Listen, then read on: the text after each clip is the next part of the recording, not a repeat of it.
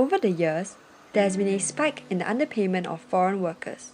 As work hours are flexible and only the basic command of English is required, international students flock to find jobs within the hospitality industry. But now, it seems many of the student workers are being taken advantage of. I went to give my resumes at a lot of stores around the city, and then only one called, which was Yogi Yogi. At first, when I passed my resume, they said that, oh yeah, trainings are paid. But I wasn't paid at all. But for subsequent trainings, they said I think 9 an hour. Vanessa Key has been working at Flinders Street Station Pharmacy for 2 years now. With Vanessa's consent, I managed to film her at her workplace. So my pay is actually around $16, but as compared to the locals, they're earning around, I heard around $22, $23, and they get extra add-ons like overtime pay, after 6 or after 7 o'clock, and that can be up to like $25, $26. Many foreign students take on jobs in order to pay for their daily living expenses. It's expensive here, everything's expensive. It's a higher cost of living, School fees are really expensive. The rent is not cheap as well. So, these part-time jobs pretty much feed us. They give us our weekly allowance. Besides that, international students are not entitled to many essential benefits. Locals are getting their super, they're getting work insurance, and a lot of benefits. Yeah, but all we have is just our pay. That's all. It is unfortunately a growing concern that many are aware of. The problem of international students being underpaid is actually really prevalent. That's what I feel, and I think it's actually very worrying. And worrying why? Because we are all aware of it. The government is aware of it, employers are aware, and international students as well. But little has been done about it.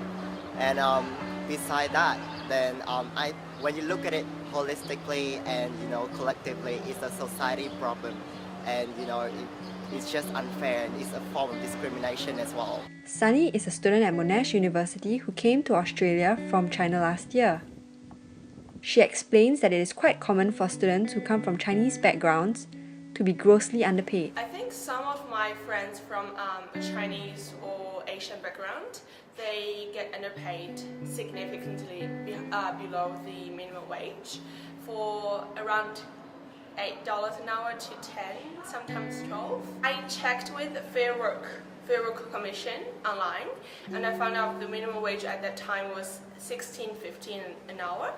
So I knew that I was underpaid by less than half of the minimum wage, but I still took the job because I really needed to do something, and I didn't really bring the underpayment issue up to my boss because I was afraid he could fire me because there are hundreds of other international students looking for the same job, and he can just easily recruit anyone else.